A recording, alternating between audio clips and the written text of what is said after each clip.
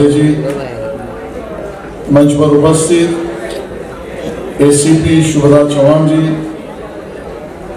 मेरे विभाग में रहने वाले हमारे वरिष्ठ नेता और जो सीनियर काउंसिल थे फैमिली कोर्ट में जिनका नाम है से एडवोकेट क्रांति साधे जी, चार्टर्ड अकाउंटेंट भुजिता जायसवाल जी, मृणालिनी वाघ जी, HOD निर्मला निकेतन, डॉक्टर प्रतिमा गोयल, शैलेश गढ़िया, डॉक्टर रोहन जी और उपस्थित सभी बंधु और बहनों, मुझे इस बात की पूरी जानकारी है कि हम सब लोग काफी समय से यहाँ पर बैठे और कार्यक्रम समाप्ति की ओर बढ़ रहा है, तो हमारे मन में रहेगा कि कार्यक्रम समाप्त कब हो। लेकिन हमें यहाँ पर आप सबकी तरफ से सबसे पहले तो मैं डॉक्टर शुभा पाध्याय और उनकी पूरी टीम को बहुत सारी बधाई देता हूं कि उन्होंने उत्कृष्ट कार्यक्रम का यहाँ पर आयोजन किया। मैं सुन रहा था पैनल डिस्कशन भी, और पैनल भी एकदम मजबूत, पुलिस ऑफिसर भी, डॉक्टर भी, वकील भी, CA भी, प्रोफेसर भी, और इस पैनल डिस्कशन के माध्यम से ये चर्चा सत्र महिला सक्षमीकरण और महिला सुरक्षा ये विषय को लेकर हम सबके सामने रखा गया। विषय अच्छा भी लगा कि यहाँ पर बैठे हुए बहुत सारे पार्टिसिपेंट्स ने आप में से उसके ऊपर सवाल भी पूछे और मन का दर्द भी बयान किया। आज समय है कि हम सब लोग महिला सुरक्षा के विषय पर खुलकर चर्चा करें। समाज वही अच्छा होता है जहां पर उस देश की महिलाओं को सुरक्षा सबसे ज्यादा दी जाती है। वही समाज, वही देश दुनिया में अच्छा गिना जाता है। जिस शहर की महिला सुरक्षित, वो शहर सुरक्षित माना जाता है, और जिस परिवार में महिलाओं को सम्मान ज्यादा, वो परिवार संस्कारित परिवार माना जाता है। और इसके लिए कोई कायदे कानून की आवश्यकता नहीं है। कायदे कानून तो होने ही चाहिए, लेकिन परंपरागत अपनी व्यवस्था ऐसी है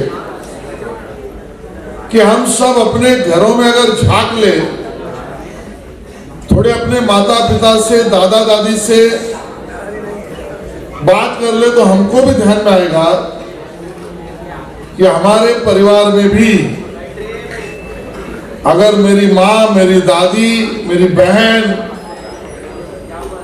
इसको अगर सम्मान है तो उस परिवार को, उस बस्ती में रहने वाले सभी लोग सम्मानित नजर से देखते हैं। जहां तक कानून की बात हो या सुरक्षा की बात हो, मन को तकलीफ देने वाले सभी विषय दिन ब दिन सामाजिक चित्र में दिखते हैं। कुछ घटनाओं का जिक्र शुभा जी ने किया। इतनी घटनाएं बर्बरता से बनी हुई है। कहीं पर पिता ही अपने बेटी पर अत्याचार कर रहा है, कहीं पर तो ये बोला भी नहीं जा सकता कि एक ही परिवार में रहने वाले पुरुष अपनी उसी परिवार में जन्मी बहन के साथ अत्याचार करती है।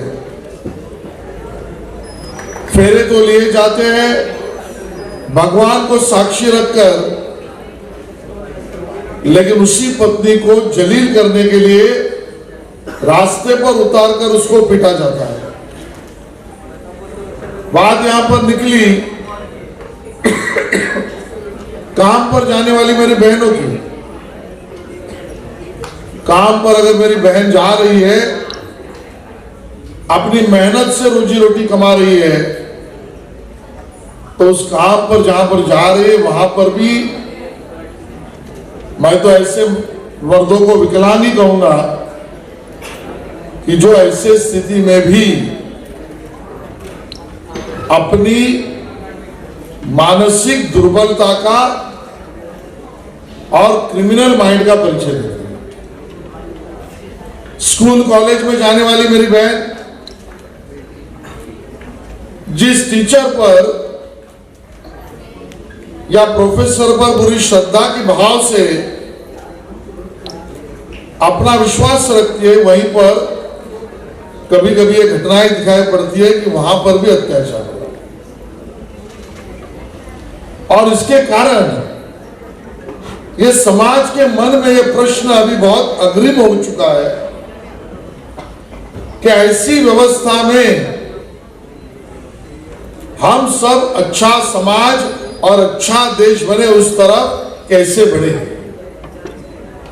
प्रश्न बिल्कुल सही है, चिंता बिल्कुल जायज है, बात कहना भी खुलकर चाहिए, लेकिन ऐसे चीजों पर राजनीति होना ये उस विषय की महत्वता को कम करने जैसा हो जाता है और उसमें तू और मैं लग जाती है। विषय जिस महत्व का है उसको बाजू में रखा जाता है।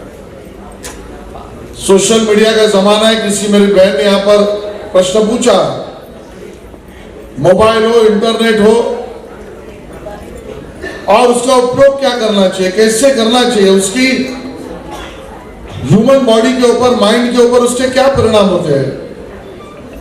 और पैनलिस्ट ने भी कहा कोई एक ऐप है।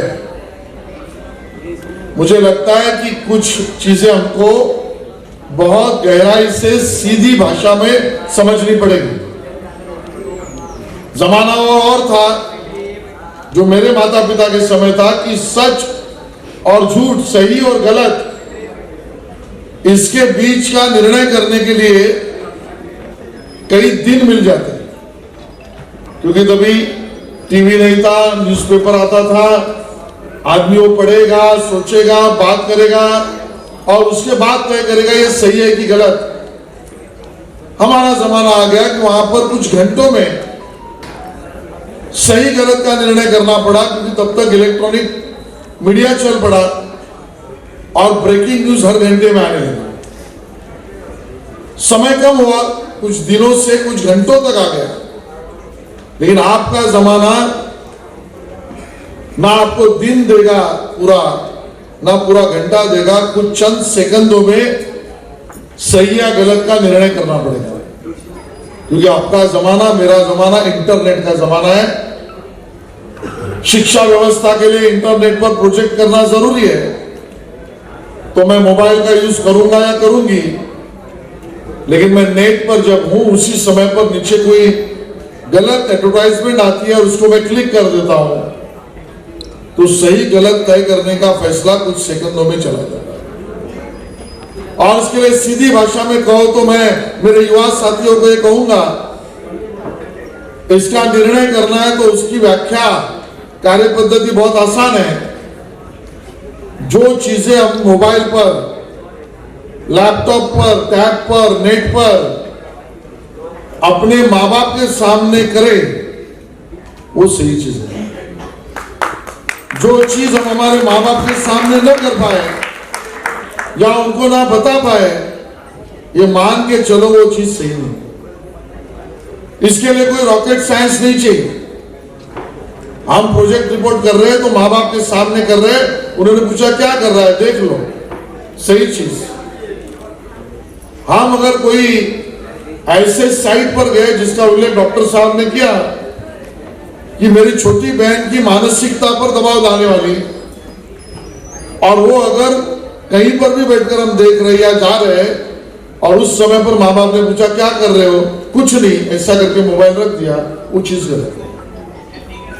हमको ऐसे नुस्खे निकालने पड़ेंगे। मैं पैनलिस्टों से भी निवेदन करूंगा कि सहज भाषा में जो हमारे आने वाले पीढ़ी को उसका लाभ मिल सके। कोर्ट की जजमेंट्स भी काफी आती है, क्रांति जी उससे अवगत है। मैं वो जजमेंट जान रहा हूं 2016 में ऋषिराज सिंह के नाम से फेमस हुआ, और केरला हाईकोर्ट के उस जजमेंट का उपयोग इस तरह किया भी और था भी कि कोई भी महिला से या महिला के पास आप कंटिन्यूअसली 14 सेकंड से ज्यादा देखते हो तो it is amounting to jail. लेकिन ये जजमेंट का दुरुपयोग भी है।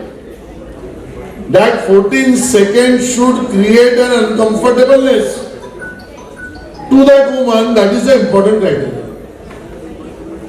Valuing or calculating the time of 14 seconds, तो आज पैनलिस्ट में से 3-4 लोग तो जेल में जाने चाहिए।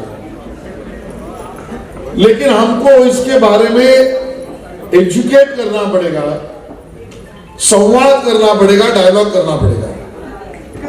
आजकल स्टॉकिंग का जमाना है 354D। आज कॉलेज की मेरी बहुत सारी बहनें यहां पर है।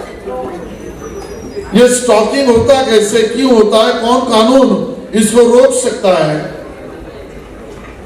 आज इसकी जानकारी आपके पास होने के लिए मैं तो शोभा उपाध्याय जी से कहूंगा, बेटी बचाओ बेटी पढ़ाओ भारतीय जनता पार्टी का अभिनव प्रयोग इसी काम के लिए आवश्यक है कि आप इसका एक बुकलेट ही बना कर दीजिए।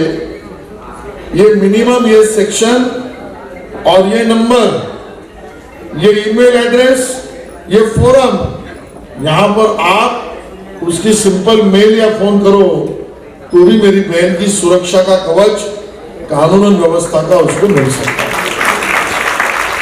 और इस प्रकार के विशाखा, निर्भया जजमेंट, शक्ति कायदा, ये सभी चीजें आप सबको सुरक्षा और सुरक्षित समाज इस व्यवस्था के लिए है।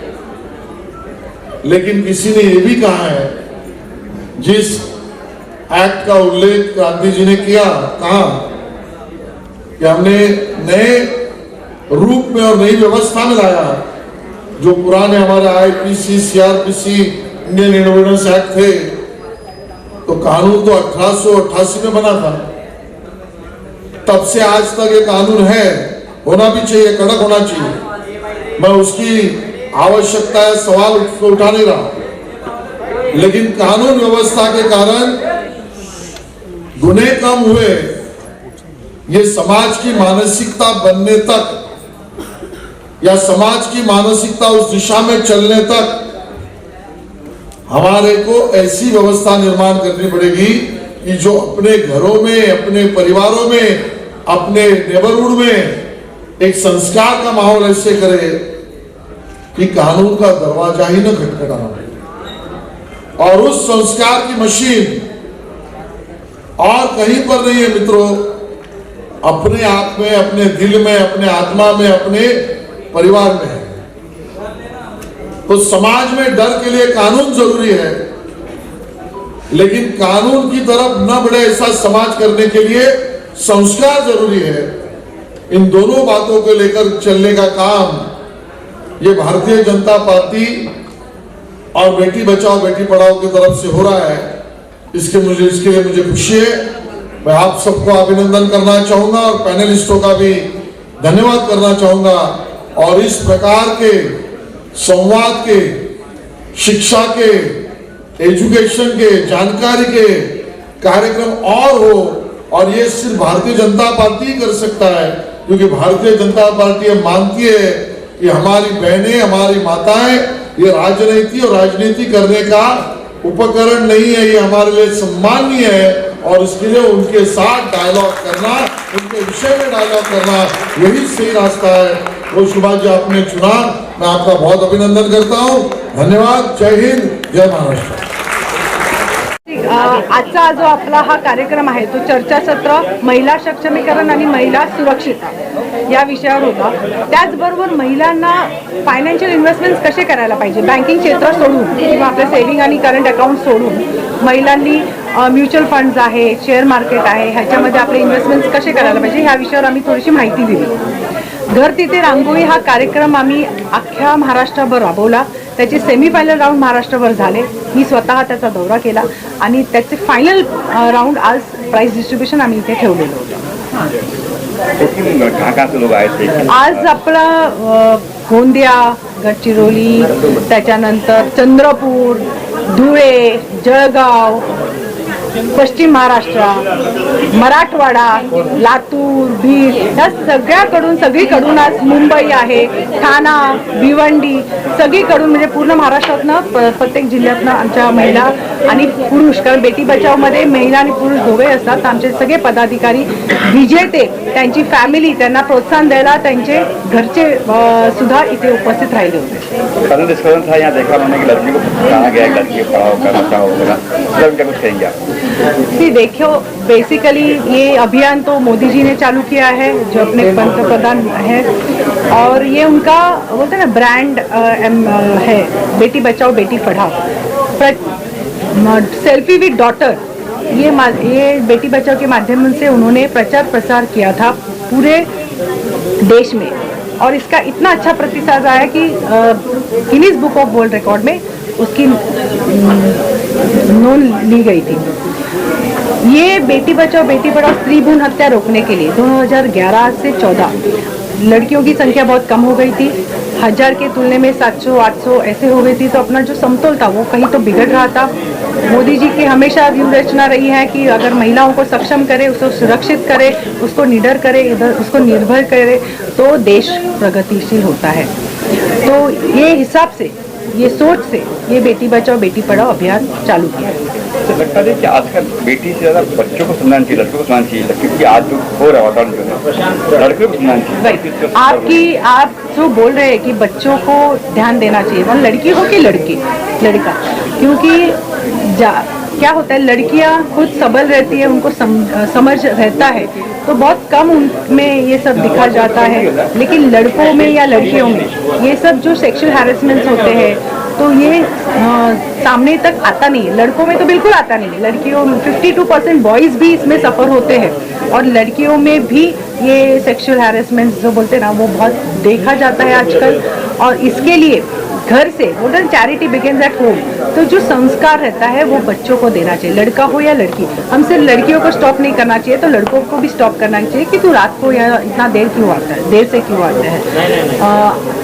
हम कैसे होते हैं, आजकल पेरेंट्स है वो बहुत बिजी रहते हैं, करियर उनका भी खुद का रहता है. तो लेकिन मैं हमेशा बोलती हूँ कि एक डायलॉग, सवाल कि अपने बच्चे क्या करते हैं, अपने बच्चों को ऐसा लगना चाहिए कि हमारे पेरेंट्स हमारे फ्रेंड्स हैं, ताकि वो लोग हमारे पास आके सब कुछ शेयर करें.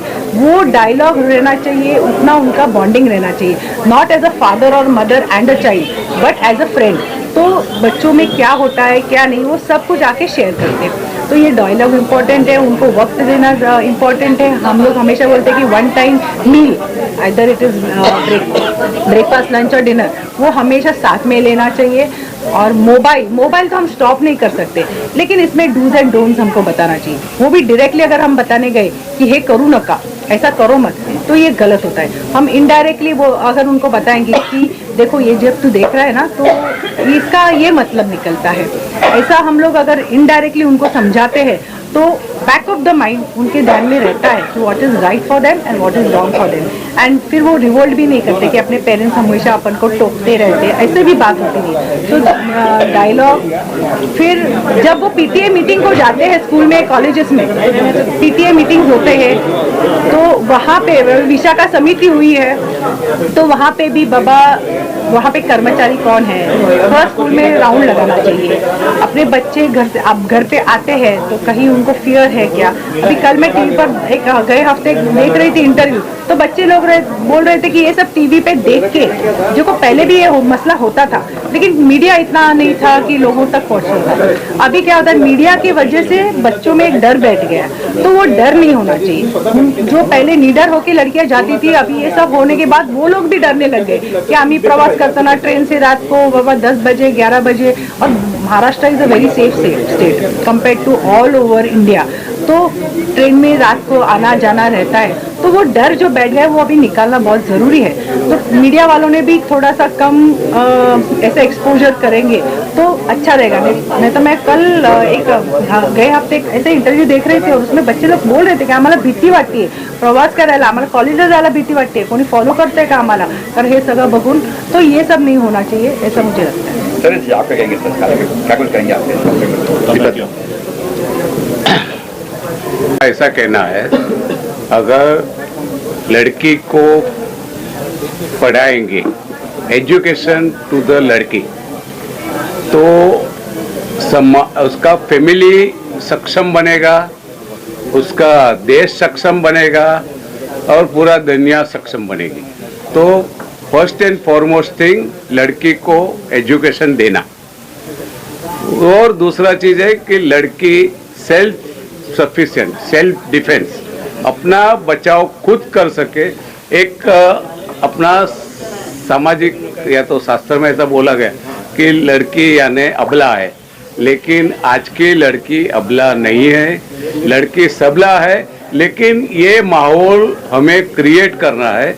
एक पुरुष प्रधान समाज है, वो हकीकत है, लेकिन एक माहौल हमें ही पैदा करना है, हमें ही सोच समझ लड़कियों के दिल में से ये डर निकाल देना। जैसे बताया मैडम ने कि कुछ डर रहे थे, ये हो रहा है वो हो रहा है, ऐसा कुछ नहीं होता है। लेकिन अगर आप खुद सक्षम है लड़कियां, तो दो चीज के ऊपर मैं हमेशा बताता हूँ कि लड़कियों को एजुकेशन दो और लड़कियों को सेल्फ डिफेंस करो, तो उसका कुटुंब भी अच्छा रहेगा, देश भी सुधरेगा। क्योंकि लड़के ज्यादा ये पावरफुल हो गए ना, तो लड़के लोग भी पावरफुल हो जाएंगे, बोलेगा कि देख कहीं लड़कों को भी कम है, लड़की भी जब करते हैं जो भी आजकल हो रहा है, बलात्कार हो रहा है, हम लड़कों को शिक्षा दें, बच्चे सिखाए कि बच्चा ये मत कर, गलत है, ये गलत है। हम लड़की को सिखाए, लड़की भी सीखे बेटा ये गलत है, ये गलत है। एक्चुअली दोनों को सिखाना चाहिए, क्योंकि अभी इक्वालिटी का ज़माना है। एंड देखो, आप अगर यूएस में वगैरह फॉरेन कंट्रीज में जाए तो खाना पकाने से लेके सब घर का काम भी लड़के भी इक्वली करते हैं, क्योंकि वहाँ पे मेड सर्वेंट्स नहीं रहते और it is very high paid job. तो मुझे लगता है ये संस्कृति अपने यहाँ पे भी आना चाहिए कि बाबा वर्किंग वुमेन है तो बाबा मैं आधा काम करता हूँ, आधा तुम करो। एक दूसरे को अंडरस्टैंडिंग से अगर रहते हैं तो things become easy for them, ऐसा मुझे लगता है। सर आपका पहली बात तो हमें समाज का एक अपने आप को ऑर्गेनाइजेशन बेटी बचाओ बेटी पढ़ाओ का फायदा सही हो। और मेरा ऐसा कहना है कि आप और कुछ करने से पहले समाज में परिवर्तन कीजिए। कहाँ भी समाज में परिवर्तन करेंगे वहीं से शुरुआत होगी। बेटी बाहर आने से पहले ही उसको आप फीमेल इन्फेंटिसाइड के माध्यम से भ्रूण हत्या करके मार रहे हैं। अभी मोदी जी के सरकार ने जो भी अभी रिसेंटली स्ट्रॉन्ग लॉज लाए हैं उसकी वजह से ये अभी बहुत कम हो गया है, मगर फैक्ट रिमेन तक आज भी ऐसी जगहें हैं जहाँ ये होता है। बाहर बेटी आती है 4 साल की हो जाती है, वो सेक्सुअल प्रेडेटर्स के हाथ में आ जाती है। उस टाइम पे हमें ज़रूरी है कि उसको हम गुड टच बैड टच और ये जो प्रोग्राम्स है उसके साथ में सेंसिटाइज करें। बच्चों को, बेटियों को हम सुरक्षा कर देने की बात करते हैं, मगर छोटे बच्चों को भी सुरक्षा देना उतना ही ज़रूरी है, क्योंकि सेक्सुअल प्रेडेटर्स ये सोचते नहीं है प्रेडेशन करने से पहले कि वो लड़का है या लड़की है। समाज में जब तक हम बदलाव नहीं लाएंगे तभी तक ये सिर्फ हम अगर नारा देते रहेंगे तो उससे आगे नहीं होगा। जैसे आज शोभा जी ने आज बेटी बचाओ बेटी पढ़ाओ के माध्यम से इतना बड़ा कार्यक्रम दिया, शिवराज जी को यहाँ बुलाया और हमारी सारी टीम ने इसको आगे बढ़कर लड़कियों को SNDT कॉलेज की लड़कियों को सेंसिटाइज किया। जितना प्रोग्राम आप ज़्यादा करते सभी आके और बाकी के हमारे पूरे महाराष्ट्र के हमारे पदाधिकारी बाकी के लोग जो सब आके सेंसिटाइज होके गए, हम ये प्रयत्न करते रहेंगे तो कहीं ना कहीं समाज में बदल जरूर आएगा। क्या लगता है आपको सेक्सुअल हरासमेंट के अंदर ड्रग्स और मोबाइल कितना जिम्मेदार है सेक्सुअल हरासमेंट के लिए?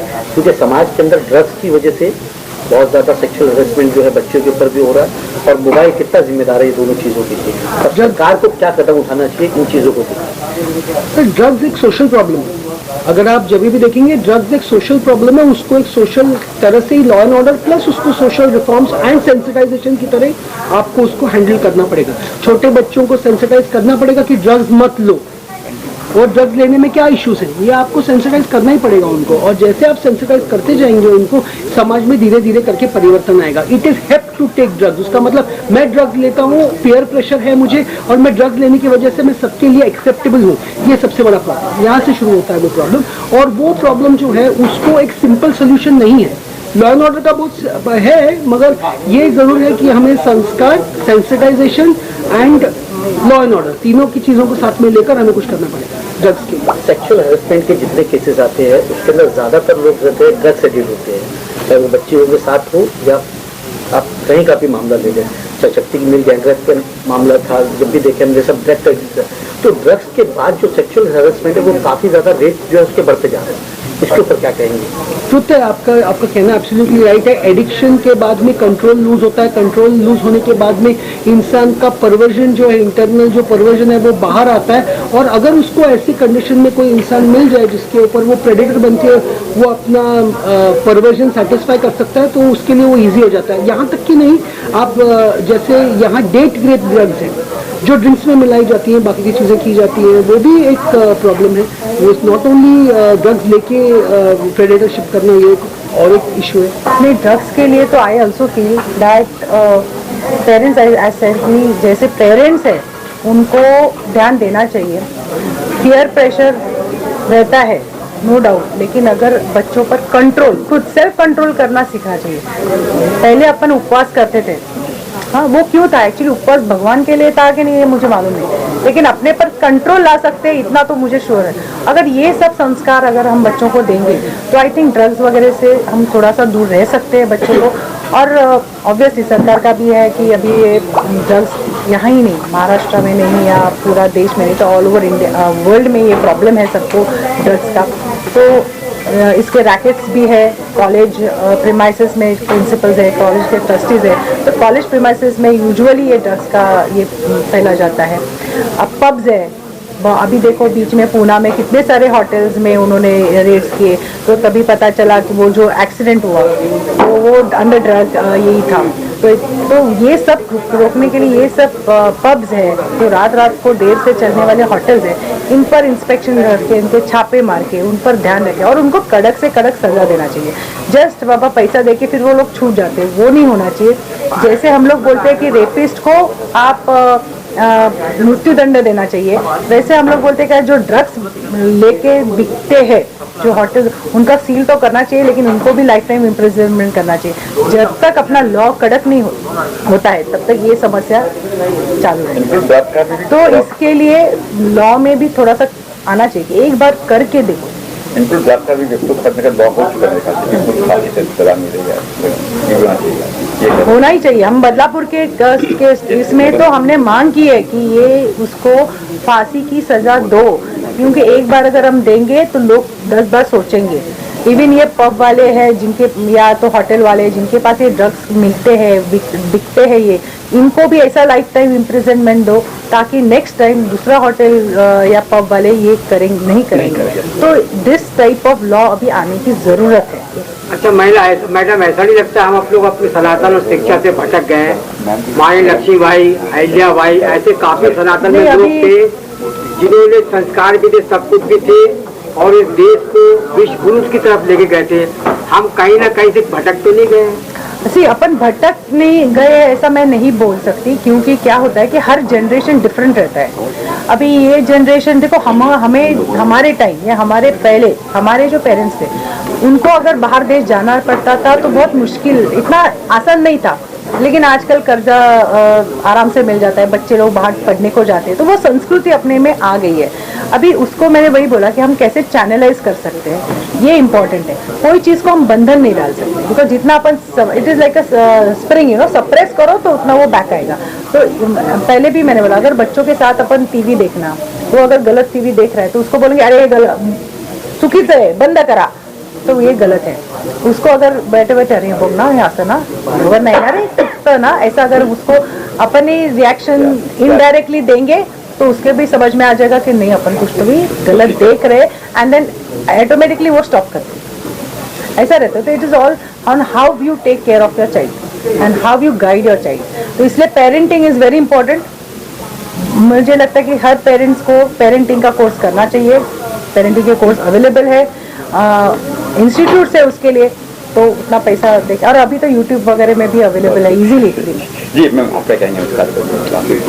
आज जो मैम ने और बेटी बचाओ बेटी पढ़ाओ जो हमारा कार्यक्रम हुआ वो बहुत ही अच्छा से किया। मैडम ने बहुत मेहनत की है, वो दिख रहा था और कहाँ कहाँ से लोग आए थे। इसमें मेरा एक ही बहुत पुराना एक प्रॉवर्ब है, a hand that rocks the cradle rules the world. तो अगर वो हैंड ही कमज़ोर हो गया तो फिर पूरी दुनिया ही कमज़ोर हो जाएगी। तो वो हैंड को मजबूत करने के लिए हमें महिला सशक्तिकरण का बहुत जो मुहिम जो चलाया है उसको हम और अच्छे से आगे से लेके जाएं।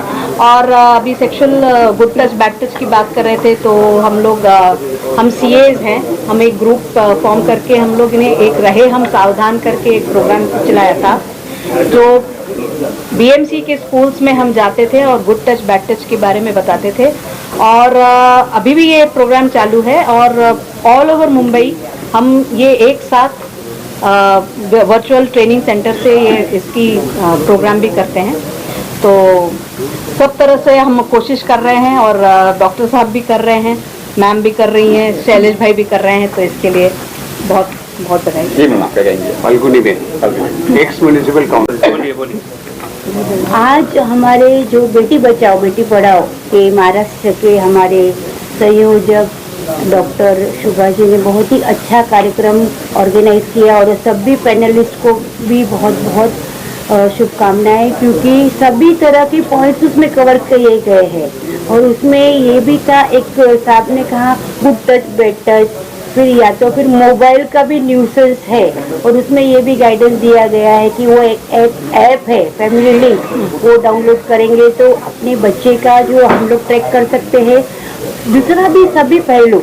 और इसमें एक इम्पोर्टेंट मैडम ने रिक्वेस्ट किया था हमारे आज के प्रमुख अतिथि श्री एडवोकेट श्री आशीष शेलार जी, जो हमारे भारतीय जनता पार्टी मुंबई के अध्यक्ष थे, कि उनको ऐसा सभी ने रिक्वेस्ट किया कि अगर स्कूल में ही सभी को अगर सेल्फ डिफेंस का अगर ट्रेनिंग दिया जाए तो उससे उनकी मेंटल स्टेबिलिटी, योगा भी इंक्लूड करना चाहिए और साथ साथ में फिजिकल एबिलिटी भी बढ़ेगी। और अपना खुद ही सुरक्षा को हम बढ़ावा देना चाहते हैं कि अपनी सुरक्षा अपने हाथ में होनी चाहिए। सभी बच्चियों को ये स्कूल में ही अगर ट्रेनिंग दी जाए तो बहुत ही अच्छा है। और उनका ये सजेशन मुझे लगता है जरूर एक अपील थी, वो मान्य किया जाएगा। और सभी ने अच्छी तरह से इंटरेक्शन किया और पूरे महाराष्ट्र के अलग अलग प्रदेश से सभी लोग आए थे। रंगोली कंपटीशन के सभी जो बख्शिश के जो प्राइज विनर है उनको भी बहुत बहुत शुभकामनाएं। और बहुत ही अच्छा उपक्रम आज सभी टीम के सहयोग से हो गया। सभी के लिए thanks a lot. Thank you. I am a teacher by profession. Teenage group को पढ़ाती हूँ, ग्रेड 9 to 12। टीनेज एक ऐसा क्रूशियल एज है जहाँ पर बहुत सारी चीज़ों का एक्सपोजर एक साथ मिल जाता है। एंड उस टाइम पे parents are at the peak of their careers, upper management higher management में जा रहे हैं, तो ना पेरेंट्स इतना सुपरवाइज कर पाते हैं, ना वो एज ग्रुप है जहाँ कंट्रोल कर पाए। तो आई थिंक स्कूल के एंड में एक वेलबींग फैकल्टी होना काफ़ी ज़रूरी है। वेलबींग फैकल्टी एक ब्रिज है जहाँ पे सारे stakeholder, student, parents, teacher and institution, psychological issues क्या चल रहे हैं, सारी चीज़ों के बारे में डिस्कशन हो सके एंड कोप अप कर सके, ताकि कोई एक्सट्रीम स्टेप ना लिया जाए कभी।